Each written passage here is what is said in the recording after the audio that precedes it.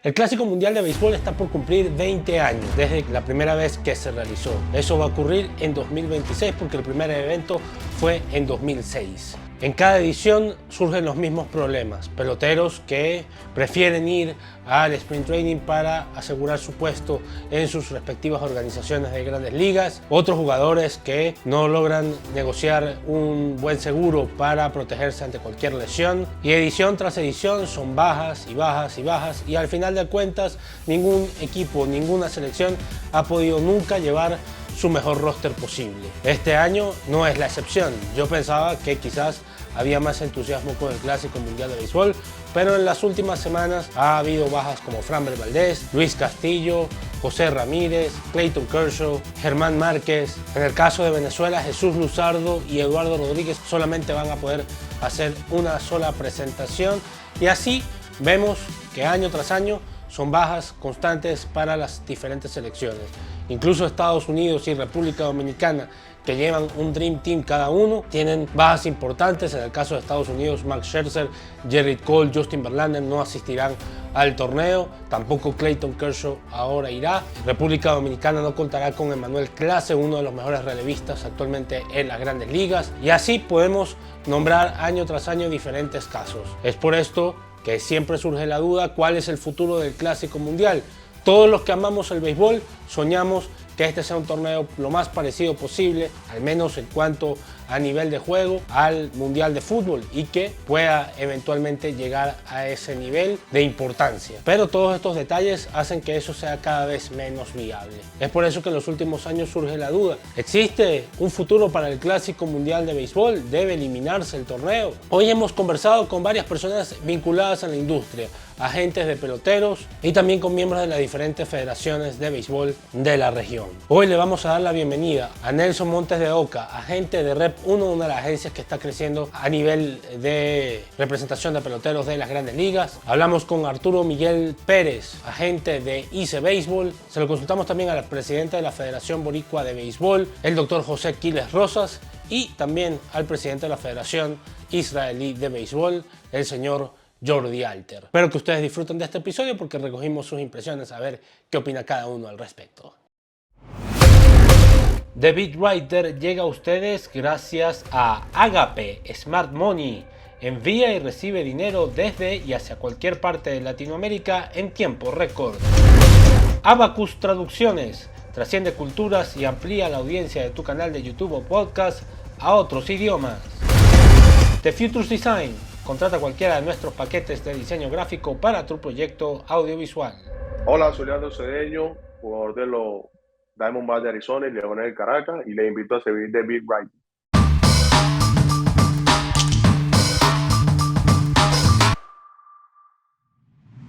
Le vamos a dar la bienvenida a Nelson Montes de Oca para que converse con nosotros. Después seguimos analizando el roster de Venezuela para este Clásico Mundial de Béisbol. Vamos a esperar, ya Nelson está aquí.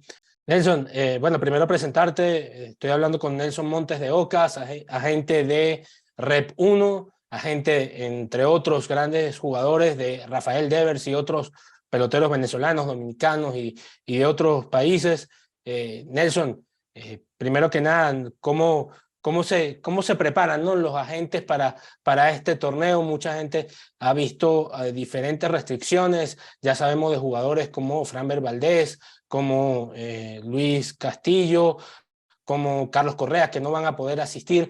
¿Cómo manejan ustedes, no, todo este tema de las restricciones? Porque sabemos que todos ellos quieren representar a sus países, pero bueno, también coincide con la etapa complicada del sprint training. Sí, mira, de verdad que es una situación difícil para la mayoría de esos muchachos, porque como tú bien lo dijiste, ellos todos quieren representar a su país y sobre todo el pelotero latino tiene ese fuego de representar a su país y ellos lo toman quizá un poco más apasionado que el mismo jugador americano, y sobre todo el fanático latino es mucho más apasionado que el fanático americano.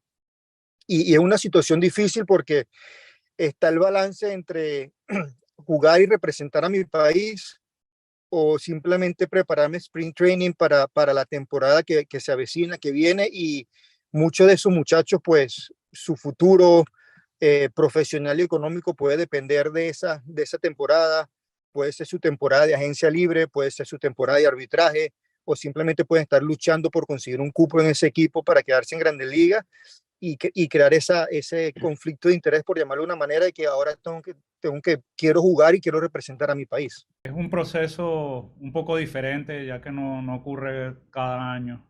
Cuando ocurre, hay cosas buenas. Por ejemplo, los equipos del Clásico tienen una sede cerca de los equipos de Spring Training.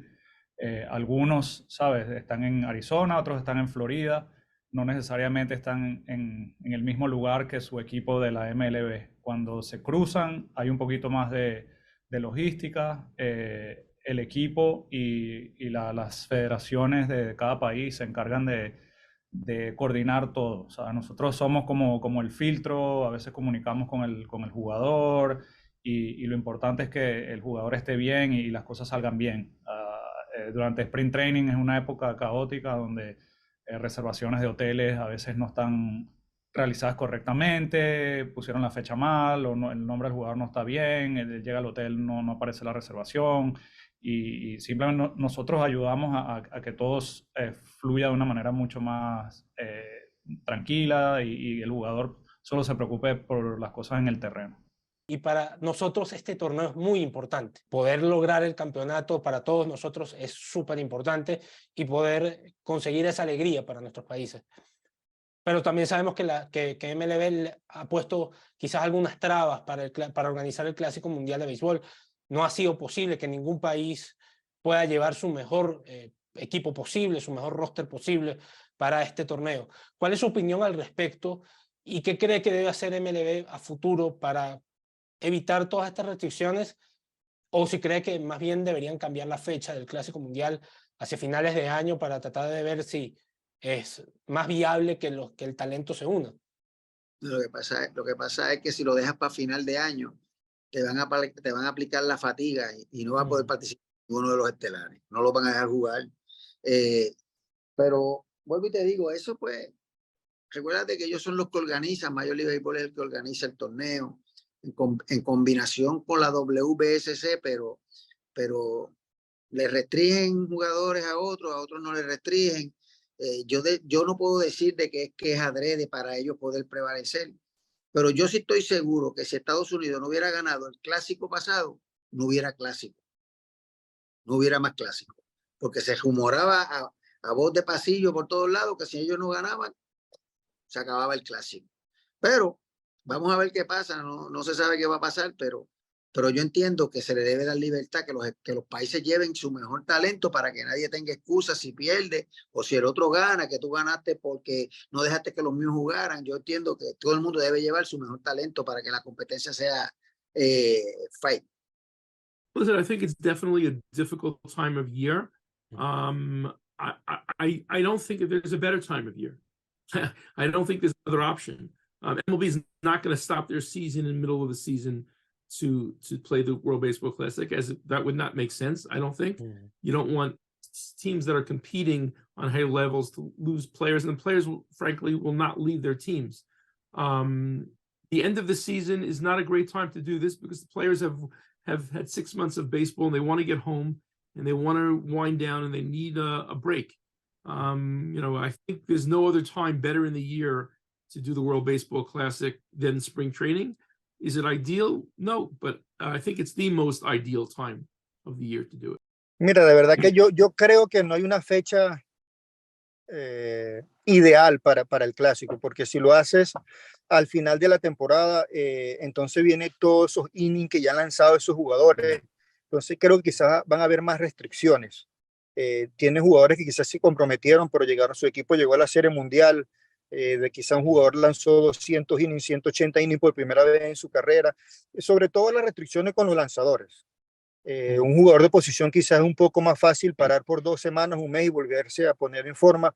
Para un lanzador que terminó su temporada en septiembre y pasó todo octubre descansando, volvió a empezar, pues es un poco difícil. Y yo creo que quizás, si tú me preguntas mi opinión personal, esta es la mejor fecha para hacerlo, pero nunca va a ser como un mundial de fútbol porque es una cultura totalmente diferente en el béisbol y yo creo que la MLB ha hecho su mayor esfuerzo para hacerlo exitoso. Tú ves países como Australia, la República Checa participando en este clásico y de verdad tú ves el crecimiento que ha tenido el béisbol.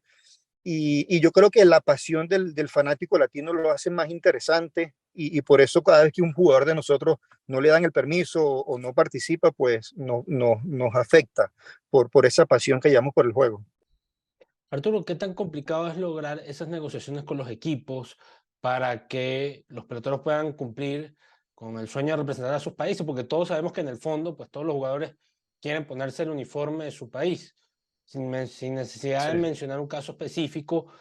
¿Qué tan complicados son esas negociaciones con las organizaciones? Sí, a veces, mira, las federaciones se comunican directamente con las organizaciones de la MLB.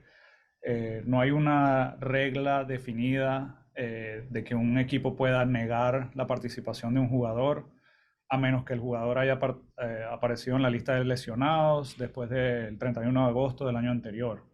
Entonces, pero ¿qué sucede, Marcos? A veces los jugadores, yo tengo un par de clientes que recibieron un llamado con la oportunidad de pertenecer a su selección, pero a la misma vez ellos están asistiendo a sprint training de Grandes Ligas, batallando por un cupo con el equipo de Grandes Ligas. Obviamente el trabajo de ellos está con su equipo de Grandes Ligas porque es donde van a maximizar sus ganancias y ellos tienen que poner la cosa en una balanza. Nosotros le damos, ¿sabes?, nuestra recomendación de cómo vemos si ellos se ausentan por un tiempo del sprint training y qué tan beneficioso sea para ellos asistir al clásico, porque algunos los ven como jugadores titulares de todos los días, otros son reservas.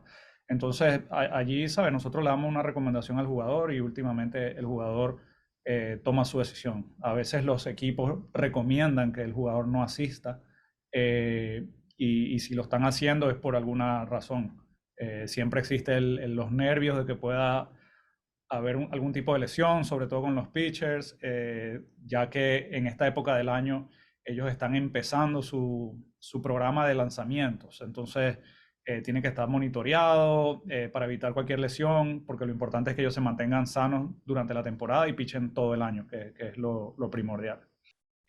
Sí, te voy a hablar muy general porque no voy a hablar de casos específicos porque hay leyes que nos prohíben hablar de casos específicos de jugadores, pero sí, los equipos pueden poner restricciones a los jugadores en base a cuestiones de salud, dependiendo de la lesión que hayas tenido los últimos 2 años, el tiempo que pasaste en la lista de lesionados el año anterior al clásico.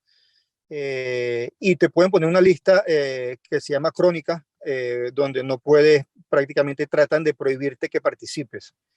Ya después tú empiezas como agente de la comunicación con la asociación de peloteros, con la organización, para tratar de facilitar ese permiso, explicarle a la organización que el jugador está sano, que el jugador puede participar, porque el jugador siempre quiere participar. Es verdad que son casos excepcionales donde el jugador no quiera participar. Y al final del día se busca, después que agota todas esas circunstancias, pues puedes ir a un médico independiente y ese médico independiente puede estudiar el caso médico y el historial médico del jugador y determina si puede ser asegurado o no asegurado, porque esos jugadores tienen un seguro, sin ese seguro no pueden participar y de verdad que sería también extremadamente riesgoso y no muy inteligente de la parte de ellos participar en ese tipo de eventos sin tener ese seguro que les protege en caso ni Dios lo permita una lesión. Necesitas una transferencia desde y hacia cualquier parte de Latinoamérica, sea Argentina, Colombia, Chile, República Dominicana, Ecuador e incluso Venezuela. Te tengo la solución perfecta. Sin siquiera salir de tu casa puedes hacerlo. Comunícate con Agape Smart Money, cuyas redes sociales ves aquí abajo, y coordina la tasa de tu preferencia a cualquiera de los países. En Venezuela es maravilloso porque puedes pasar un cel a bolívares en tan solo 1 hora y la promesa es que te pueden entregar el mismo cel en efectivo en divisas en Caracas en cuestión de 24 a 48 horas. Yo mismo he utilizado el servicio y estoy encantado. Ni siquiera he tenido que moverme de mi casa para hacer cualquier gestión. Te lo recomiendo ampliamente. Agape Smart Money, patrocinante oficial de The Beat Writer. ¿Cuáles son los mayores retos que ustedes tienen como agentes, Arturo, para lidiar con eso entre el deseo del pelotero de querer representar a su país, las federaciones de los distintos países, de querer contar con ese talento y al mismo tiempo los equipos de grandes ligas pues también tratar de contar con el talento que tienen para la temporada de grandes ligas? Sí, sí, es un reto porque nosotros queremos, ¿sabes?, cumplir las necesidades de nuestro cliente, pero a la misma vez tenemos relaciones con los equipos de grandes ligas. Entonces, a veces hay un conflicto de opiniones. Tenemos que tratar de manejar esto de la manera más política. A veces, ¿sabes?, darle la recomendación al cliente de que asista o no asista. Luego el cliente toma su decisión y nosotros tenemos que comunicar eso al equipo, explicarle el por qué el jugador va a asistir o no asistir.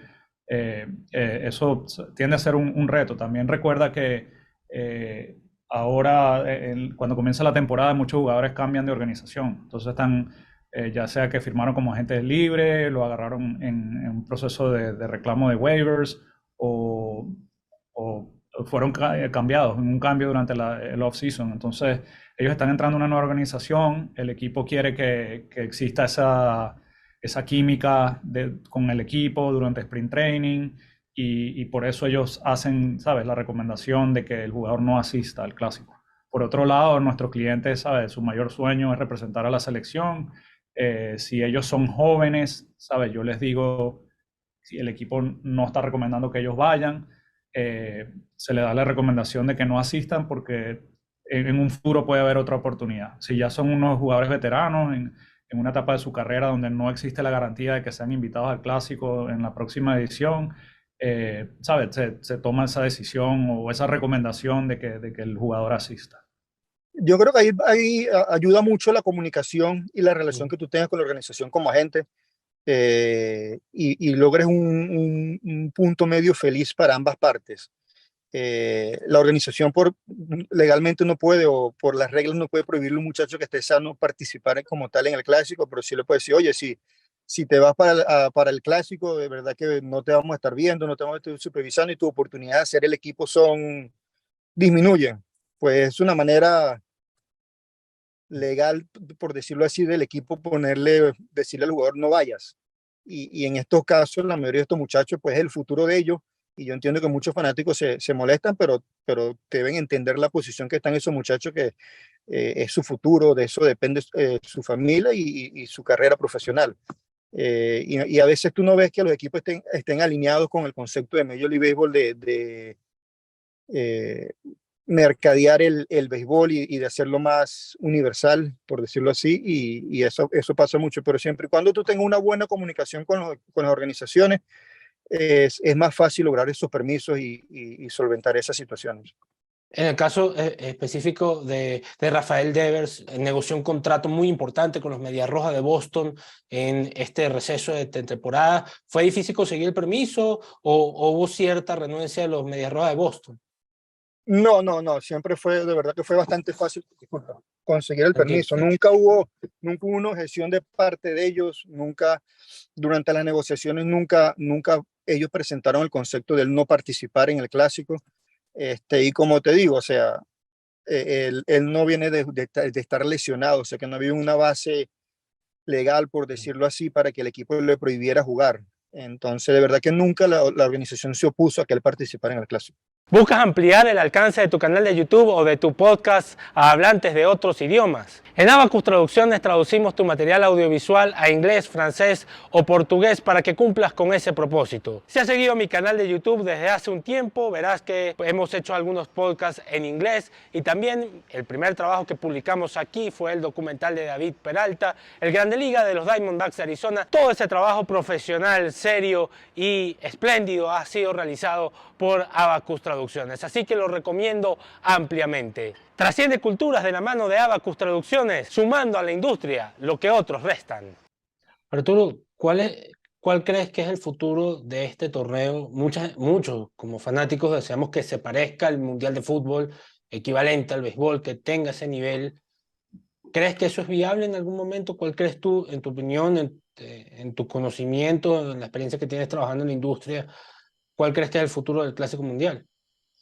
Sí, mira, personalmente es un evento magnífico desde que, ¿sabes? Yo soy niño fanático de la pelota, siempre pensé que porque sí existe un mundial de fútbol, no había un mundial de béisbol y luego se creó, se implementó. He sido muy partícipe como fanático. Ahora como agente, entiendo que estando dentro del negocio a veces puede ser hasta un poco inconveniente el clásico para los jugadores tanto como para los equipos.